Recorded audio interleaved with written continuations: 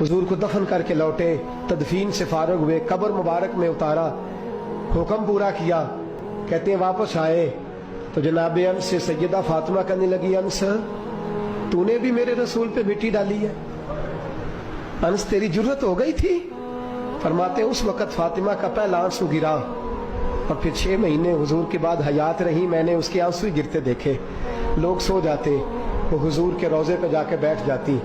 कहते मैं समझाता बहलाता, लेकिन फातिमा कहती अली सब्र अपनी जगह, कर्म अपनी जगह। और मैं तुझे क्या बताऊं, बहन भाई पहले सारे चले गए, वालदा पहले छोड़ गई, अब हुजूर अलैहिस्सलातु सलाम ने भी पर्दा डाल लिया है, मुझे चार और जानिब कुछ दिखाई नहीं देता।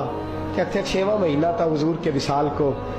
एक दिन मुस्कुराती हुई फातिमा घर आई रोजे से रात को बच्चों के साथ, तो शेर खुदा कहने लगे, मैंने कहा फातिमा बड़े दिनों के बाद मुस्कुराते देखा, क्या बात है?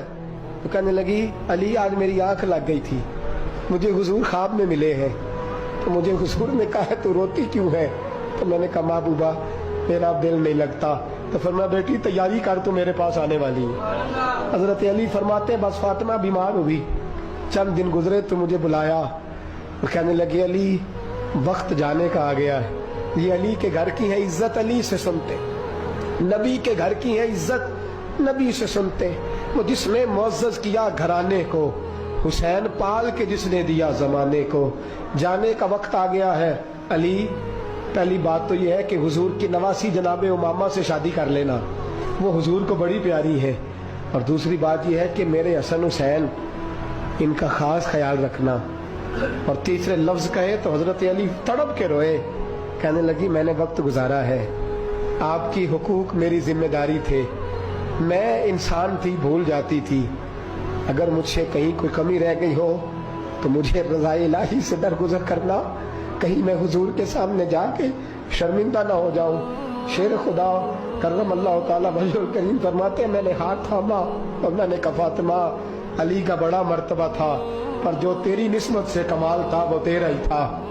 तू कैसी बात करती है, तूने तो हद कर दी, शहजादी हो के मेरे घर में खादिमों की तरह रही।